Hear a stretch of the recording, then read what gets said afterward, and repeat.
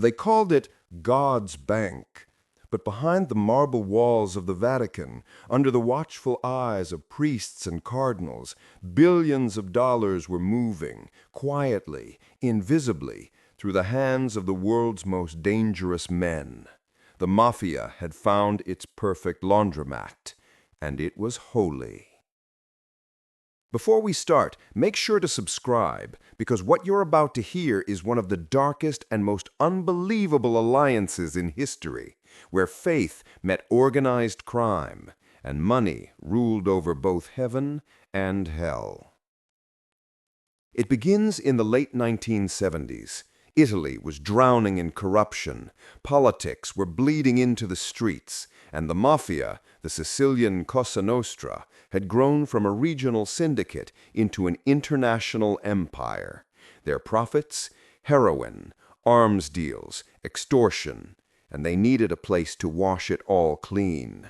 Enter the Vatican Bank, officially called the Institute for the Works of Religion. Created after World War II to help rebuild Europe, it was meant to handle donations and charitable funds. But unlike any other bank, it answered to no one, not even the Italian government. No taxes, no audits, complete secrecy.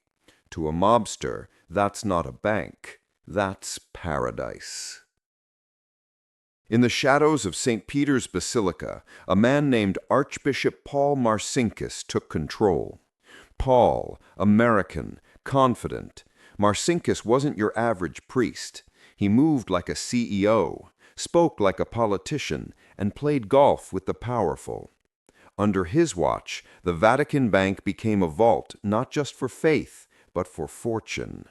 Through a web of offshore accounts and front companies, the church started doing business with a man named Michele Sindona, a Sicilian financier with deep ties to the Gambino family in New York. Sindona's genius was laundering dirty money through legitimate investments, moving it across borders faster than anyone could trace.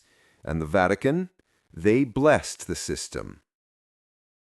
But Sindona wasn't working alone. Behind him stood another puppet master, Roberto Calvi, the head of Banco Ambrosiano, Italy's second-largest private bank. To the press, Calvi was God's banker. To those who knew better, he was a man sitting on a ticking bomb. Calvi's bank was entangled with Vatican accounts, secret shell companies, and mafia funds pouring in from heroin sales across the Atlantic. When the numbers stopped adding up, Calvi began to panic. Millions, then billions had gone missing. And when you lose that kind of money for men who kill for less, your prayers don't help. June 28, 1982, London. At dawn, a man in a gray suit is found hanging beneath Blackfriars Bridge. His pockets are filled with bricks and $15,000 in cash. His name? Roberto Calvi.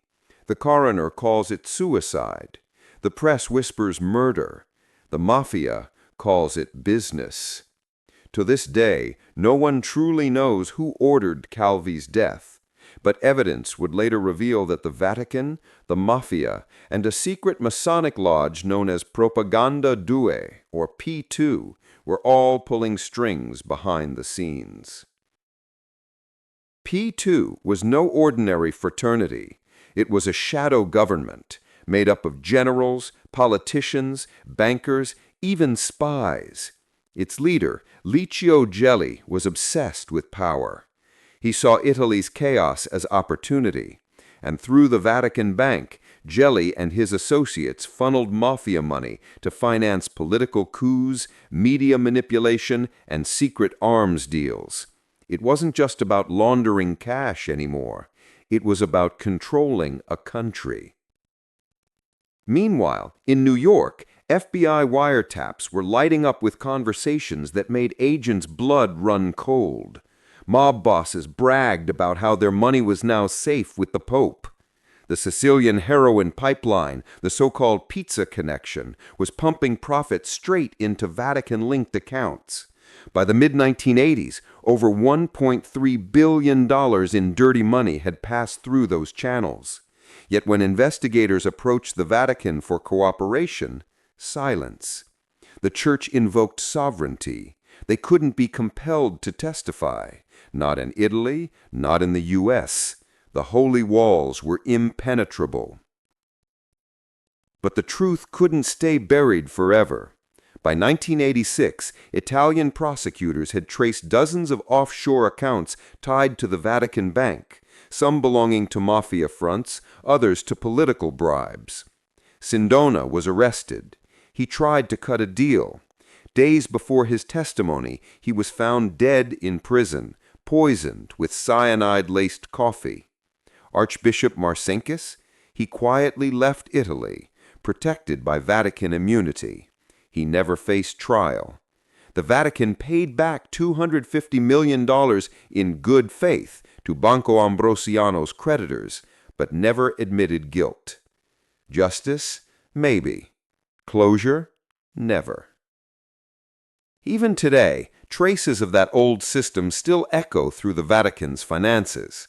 In 2013, Pope Francis ordered a full-scale reform calling for transparency and accountability.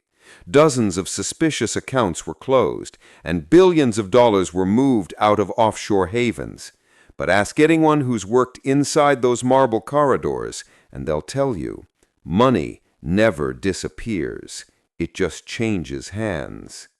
So what does this story tell us? That corruption can hide behind any symbol, even a sacred one. That power and faith are dangerous partners, and that sometimes the biggest gangsters wear robes instead of suits. The Vatican Bank remains one of the most secretive financial institutions in the world. Some call it a miracle of faith. Others call it the Mafia's most elegant con. Which side do you believe? Subscribe for more stories like this, because in the world of crime, the holiest men often keep the darkest secrets.